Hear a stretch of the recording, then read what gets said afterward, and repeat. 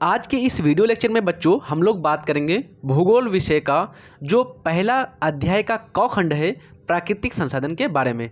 इससे पहले हम लोगों ने पहला चैप्टर समाप्त कर दिया है और उसमें हम लोगों ने बात किया था मुख्य रूप से संसाधन के बारे में, संसाधनों का वर्गीकरण किया था, संसाधनों के प्रकार के बारे में जाना था।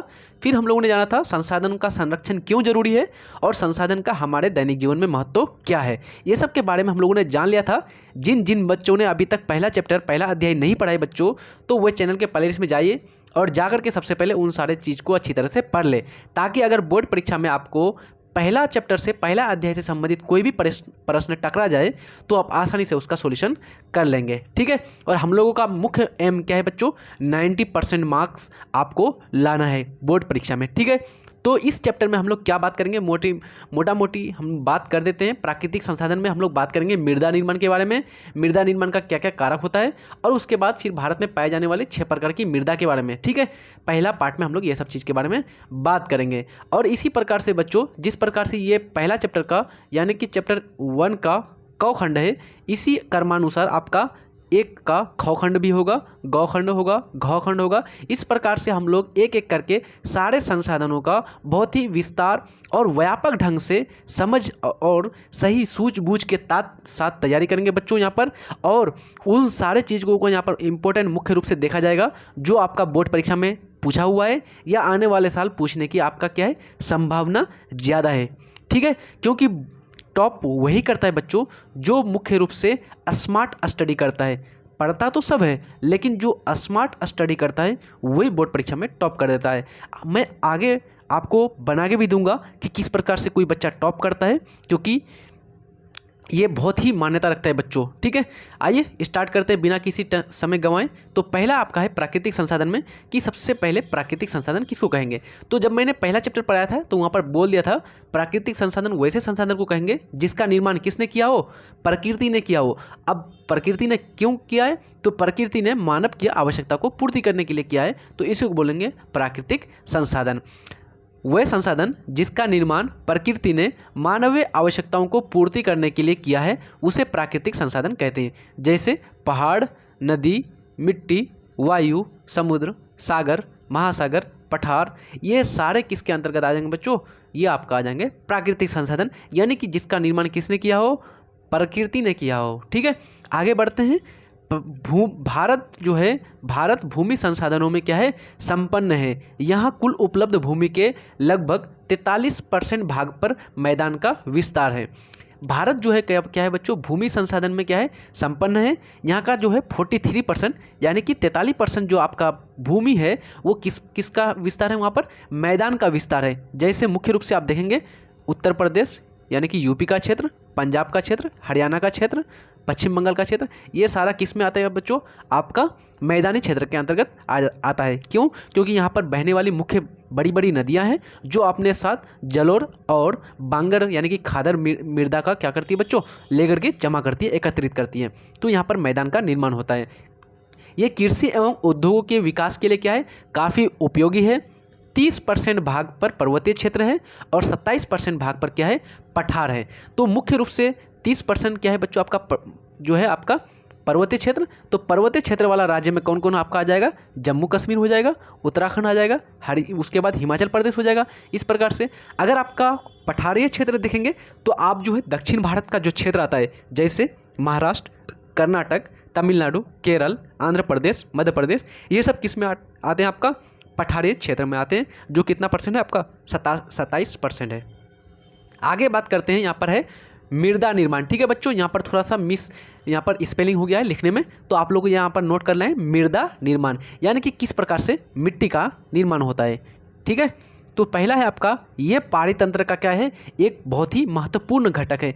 किसी भी पाड़ी तंत्र के निर्माण के लिए मिट्टी का होना क्या है बच्चों, बहुत ही महत्वपूर्ण घटक है यह। और असंगठित पदार्थों से निर्मित पृथ्वी की सबसे ऊपरी परत मृदा कहलाती है। यानी कि जो पृथ्वी की जो सबसे ऊपरी परत है बच्चों, ये सबसे ऊपरी परत है, ये क्या कहलाती है, आपका मृदा कहलाती है, जो क्या है असंगठित पदार्थों से निर्मित हुआ है। ये नवीकरणीय प्राकृतिक संसाधन है।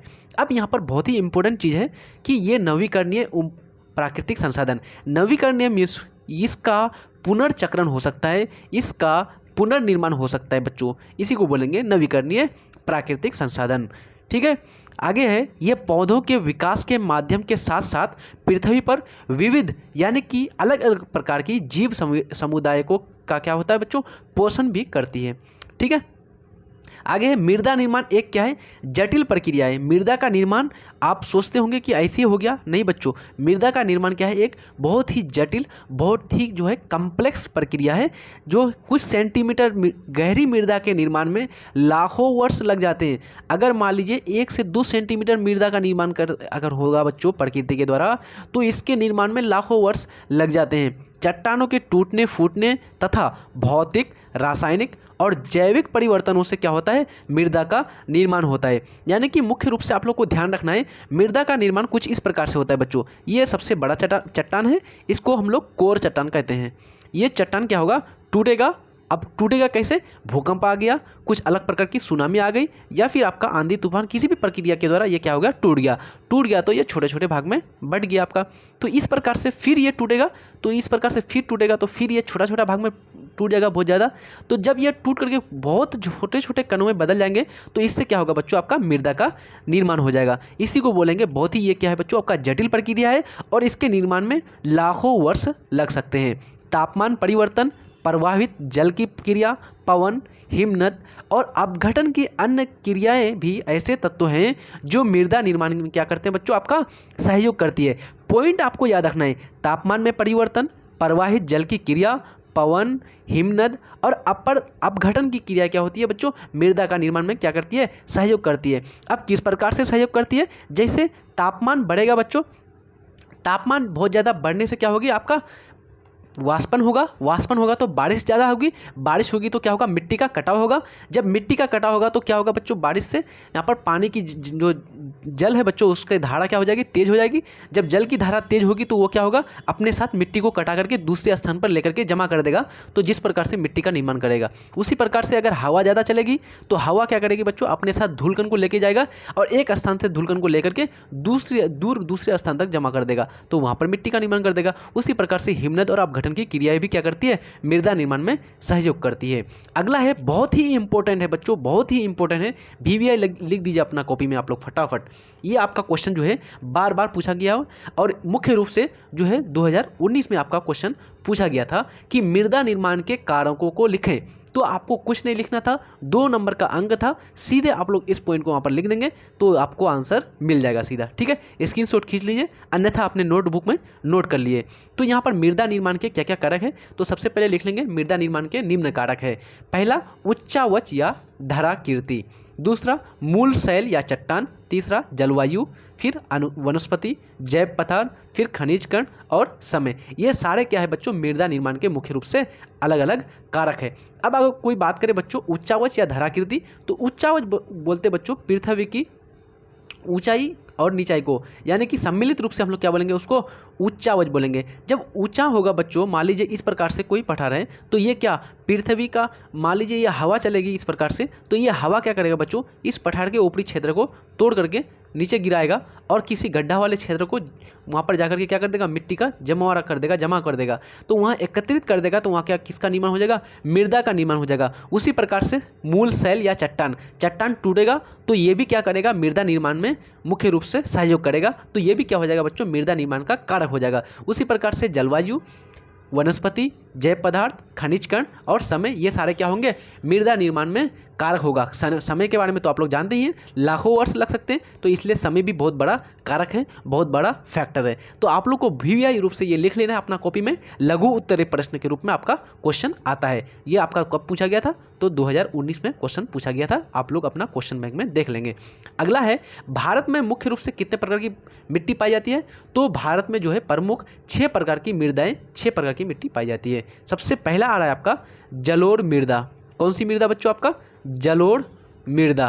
तो अगर आपको बोले कि जलोढ़ मृदा किसको बोलेंगे बच्चों, तो नदियों द्वारा जो लाई गई मृदा होती है, नदियों द्वारा बाढ़, जब नदियों में बाढ़ आती है बच्चों, तो वो एक स्थान से मिट्टी को काट करके दूसरी स्थान में जमा कर देती है, तो उन्हीं मिट्टियों को क्या कहते हैं हम लोग, जलोढ़ मृदा कहते हैं, जो क्या होती है, सबसे ज़्यादा उपजाऊ होती है। अगर आपका ऑब्जेक्टिव के रूप में आए बच्चों कि सबसे ज़्यादा जो है उपजाऊ मिट्टी कौन सी होती है, तो कौन सी मिट्टी होती है वो आपका जलोढ़ मृदा होती है। ठीक है, याद रहेगा आपको। अगला है, आप हम लोग बात कर लेते हैं जलोढ़ मृदा के बारे में। ये भारत में सर्वाधिक फैली हुई महत्वपूर्ण मृदा है। उत्तर भारत का मैदान पूर्णतः जलोढ़ निर्मित है, यानी कि उत्तर भारत यानी कि नॉर्दर्न इंडिया जो है आपका, उसका पूरा का पूरा मैदान जो है किससे निर्मित हुआ है, आपका जलोढ़ मिट्टी से, जलोढ़ मृदा से हुआ है। ये सिंधु, गंगा, ब्रह्मपुत्र द्वारा लाए गए जलोढ़ के निक्षेप मीन्स होता है बच्चों जमा करना। निक्षेप किसको बोलते हैं, एक जगह ला करके जमा कर देना, उसको बोलते हैं निक्षेप से बना है। तो मुख्य रूप से कौन कौन सी नदियां जो है उत्तर का मैदान का निर्माण करता है, आपको ऑब्जेक्टिव के रूप में आएगा तो मार दीजिएगा सिंधु, गंगा और ब्रह्मपुत्र। ये तीनों मुख्य बड़ी नदियां हैं जो उत्तर के मैदान का क्या करता है, निर्माण करता है। एक बार आपका क्वेश्चन आया था बच्चों कि जलोढ़ मृदा से आप क्या समझते हैं। मुख्य रूप से क्वेश्चन ये पूछा गया था बच्चों 2017 में कि जलोढ़ मृदा से आप क्या समझते हैं, तो आप आसानी से मार देंगे नदियों द्वारा एक स्थान से, मतलब कि नदियों में उपस्थित जलधारा द्वारा एक स्थान से मिट्टी को लेकर के दूसरी जगह ला जमा कर देना, वो क्या कहलाता है, जलोढ़ मृदा कहलाता है। जो क्या होती है, बहुत ही ज़्यादा उपजाऊ होती है। और ये जो है मुख्य रूप से किसका निर्माण करता है भारत में, उत्तर भारत का मैदान का निर्माण करता है। भारत में 6.4 करोड़ हेक्टेयर क्षेत्र पर क्या है, जलोढ़ मृदा फैली हुई है, यानी कि जलोढ़ मृदा का विस्तार है।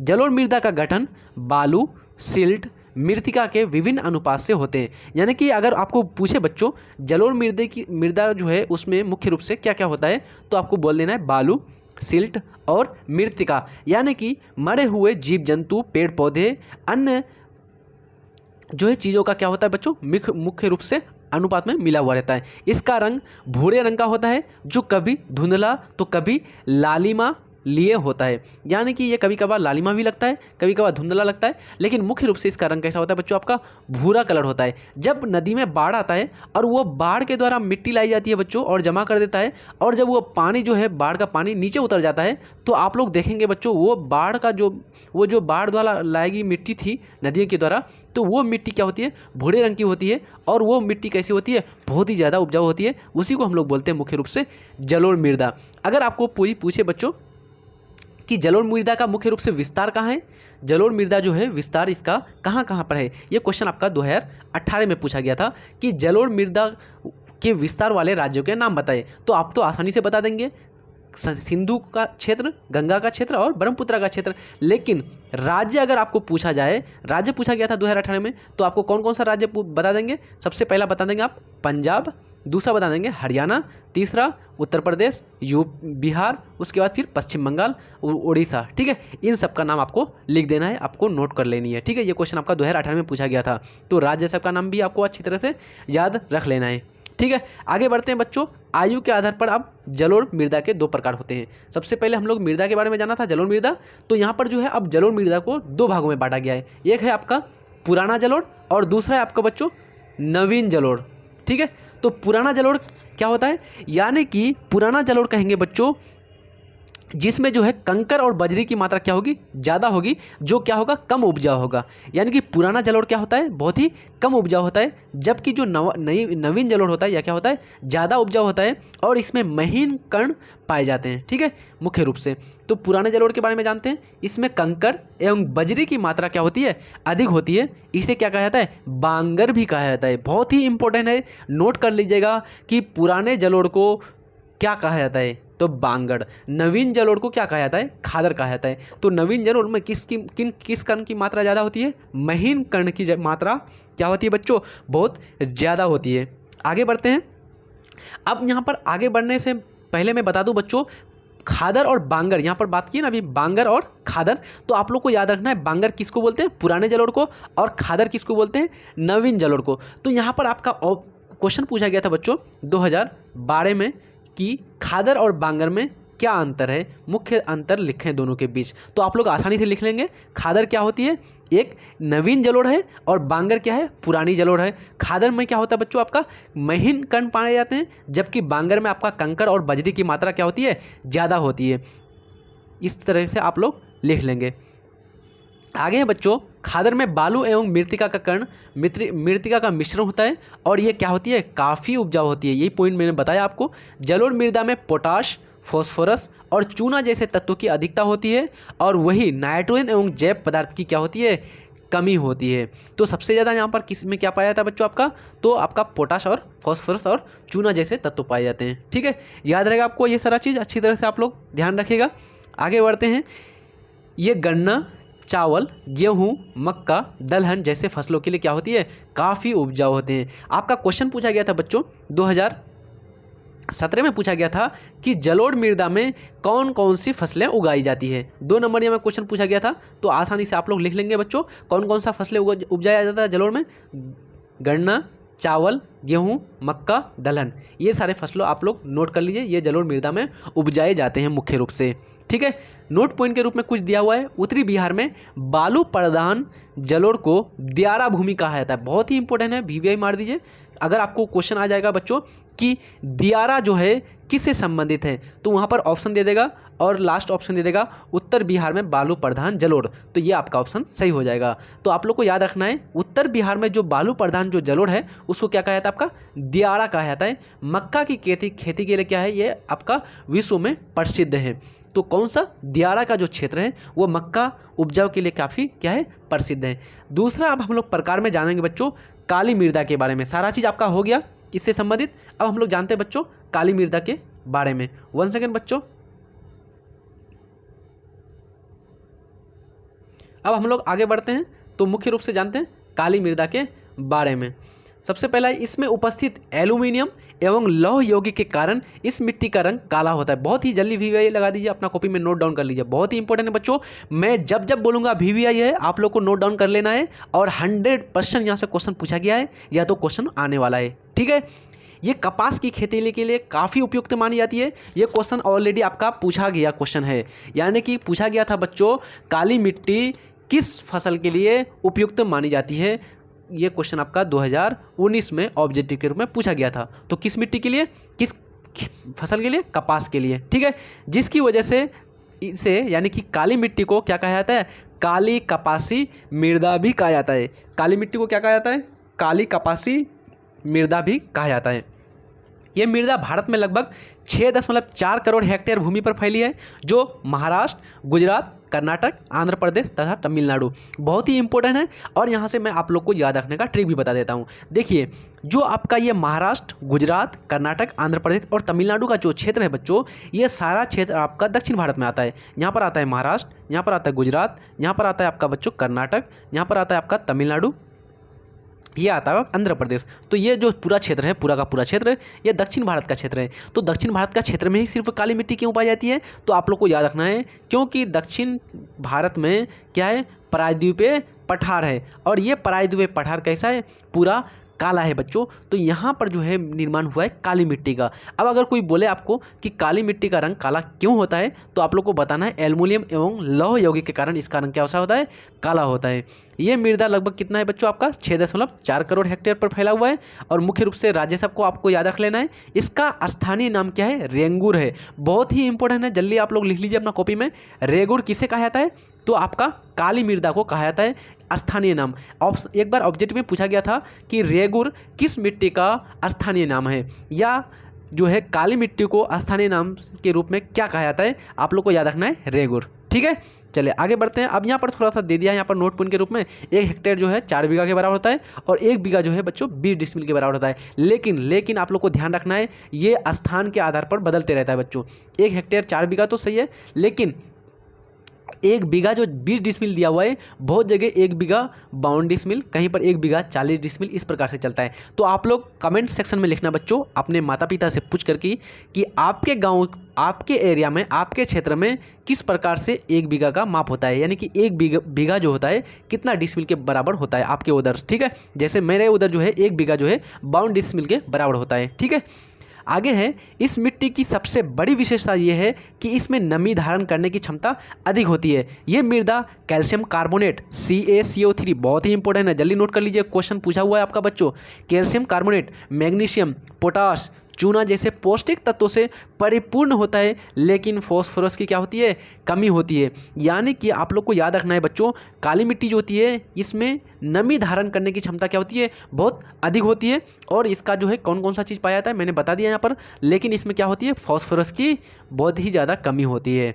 यह मिट्टी बिना सिंचाई के भी कपास की खेती के लिए क्या होती है, उपयुक्त मानी जाती है। मैंने पहले बता दिया, जब नमी धारण करने की क्षमता ज़्यादा होगी बच्चों, तो ये क्या करेगा, अपने अंदर पानी की मात्रा को ज़्यादा दिनों तक जमा करके रखेगा, यानी कि नमी की मात्रा को रखेगा। जब नमी की मात्रा को ज़्यादा दिनों तक रखेगा बच्चों, तो वहाँ पर ज़्यादा सिंचाई की ज़रूरत हम लोगों को नहीं पड़ेगी। तो इसलिए यहाँ पर लिखा हुआ अगला नोट पॉइंट के रूप में कि यहाँ पर जो है सिंचाई के भी कपास यानी कि बिना सिंचाई का भी हो जाता है। इस मृदा में मुख्य रूप से गन्ना, प्याज, गेहूँ, फलों की खेती अनुकूल मानी जाती है। तो आप लोग को मालूम होगा जो महाराष्ट्र में जो नासिक है बच्चों, नासिक आप लोग तो नाम सुने होंगे, नासिक किसके लिए फेमस है, किसके लिए प्रसिद्ध है, प्याज के लिए। क्यों?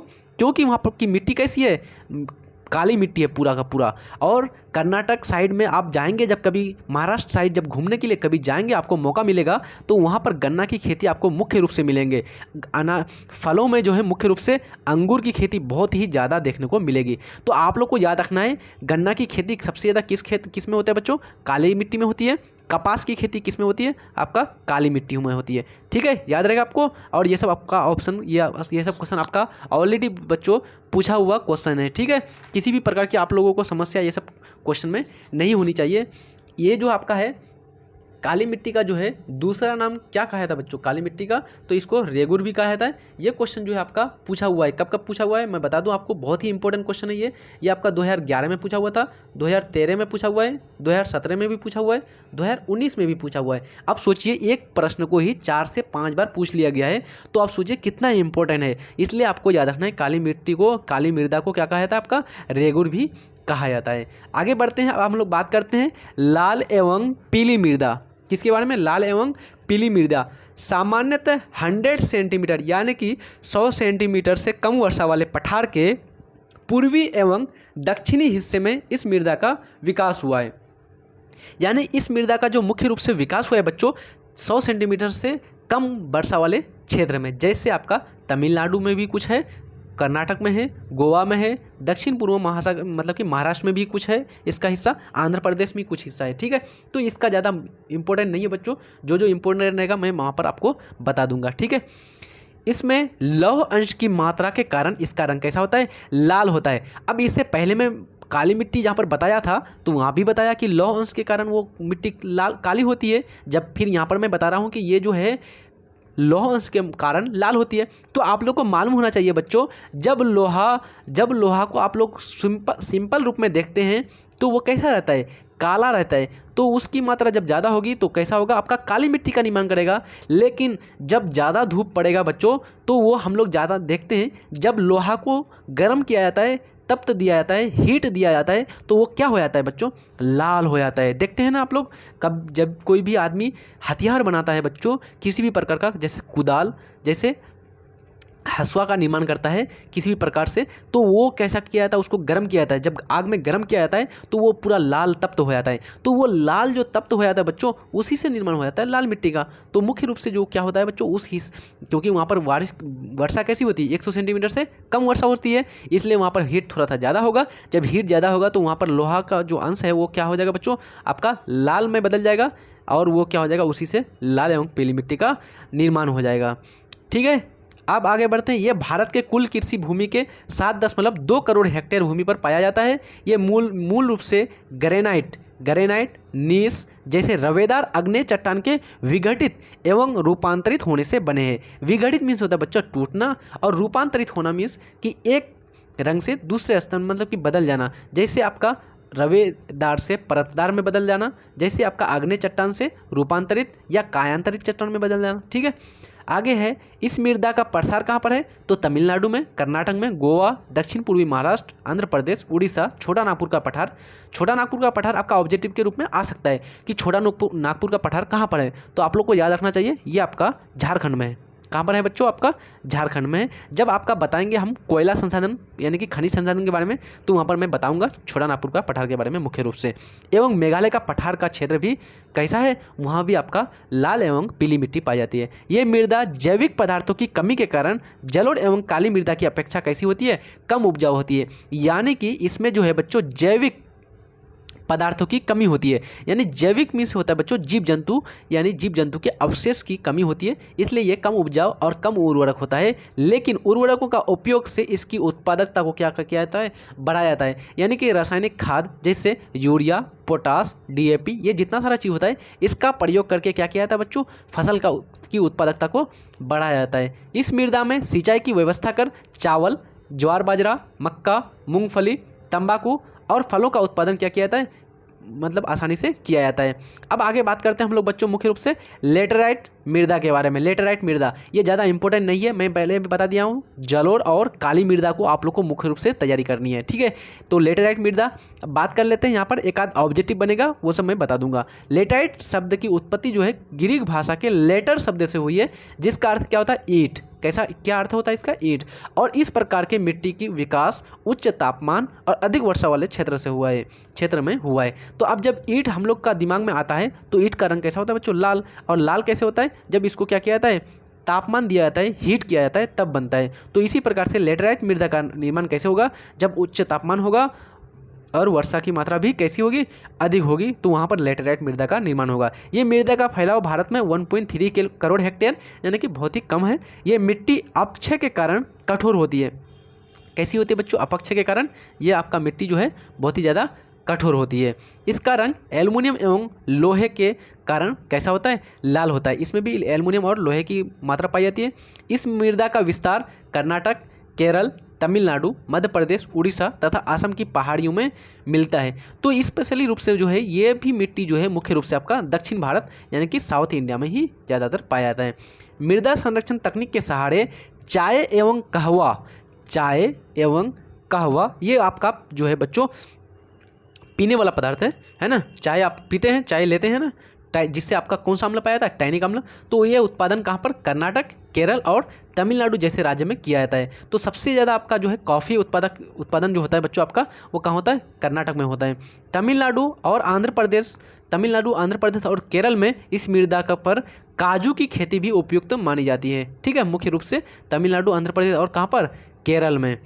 अगला है आपका मरुस्थलीय मृदा। ये आपका पांचवा आपका मृदा का प्रकार है, मरुस्थलीय मृदा। ये लंबी शुष्क ऋतु, अल्प वर्षा, ह्यूमस रहित बलुआई मिट्टी वाले क्षेत्रों में विकसित होती है। यानी कि मरुस्थलीय मृदा का बात आपका माइंड में आते ही तुरंत आपका राजस्थान का जो थार का मरुस्थल है वो आपका दिमाग में आ गया होगा। तो यहाँ पर जो है बच्चों क्या होती है, इस क्षेत्र में जब भी किसी क्षेत्र में वर्षा की मात्रा बहुत ही कम होती है, वर्षा की मात्रा बहुत ही कम होगी और ह्यूमस की मात्रा बहुत कम होगी और ऋतु कैसा होगा, शुष्क होगा यानी गर्म होगा, तो उस क्षेत्र में किस मिट्टी का निर्माण हो जाएगा, मरुस्थलीय मृदा का निर्माण हो जाएगा, मरुस्थलीय मिट्टी का निर्माण हो जाएगा। ये मृदा का रंग कैसा होगा, लाल या हल्का भूरा होगा, यानी कि हल्का भूरा रंग का होगा। इस प्रकार की मृदा पश्चिमी राजस्थान जो यानी कि जो थार का रेगिस्तान होता है, सौराष्ट्र यानी कि गुजरात, सौराष्ट्र कहाँ है आपका, गुजरात में, कच्छ ये भी गुजरात में, पश्चिमी हरियाणा और दक्षिणी पंजाब में पाई जाती है, ठीक है। मुख्य रूप से ये आपका पश्चिमी भारत आप लोग को ध्यान रखना है, पश्चिमी भारत में तो कौन कौन आपका, राजस्थान, गुजरात, हरियाणा और पंजाब में पाई जाती है। इसमें वनस्पति और उर्वरक खनिज का अभाव पाया जाता है, किंतु सिंचाई की व्यवस्था कर कपास, चावल, गेहूं का भी उत्पादन किया जा सकता है। लेकिन मुख्य रूप से बच्चों इसमें जो है आपका गेहूं फसल का उत्पादन बहुत ही ज़्यादा होता है। तो एक बार आपका ऑब्जेक्टिव के रूप में पूछा गया था बच्चों कि मरुस्थलीय मृदा का जो है विस्तार निम्न में से किस राज्य में है, ठीक है। इस प्रकार से क्वेश्चन था और क्वेश्चन ये आपका जो है 2016 में पूछा हुआ है, 2017 में भी पूछा हुआ है और 2022 में भी पूछा हुआ है। यानी कि ये प्रश्न आपका 3 बार पूछा हुआ था और ऑप्शन में दिया हुआ था आपका कर्नाटक, महाराष्ट्र, आंध्र प्रदेश और राजस्थान। तो कौन सा आपका ऑप्शन सही हो जाता है बच्चों, आपका राजस्थान। मरुस्थलीय मृदा का मुख्य रूप से कहाँ पर विस्तार है, आपका राजस्थान वाले क्षेत्र में। तो ये आपका 3 बार प्रश्न पूछा हुआ है, इसलिए आपको इसको अच्छी तरह से ध्यान रखना है आपको। अब लास्ट है आज का टॉपिक का पर्वतीय मृदा। अब पर्वतीय मृदा जैसे आपका माइंड में आया तुरंत आपको ध्यान आ गया होगा, यानी कि पर्वतीय क्षेत्र में इसका विस्तार होगा।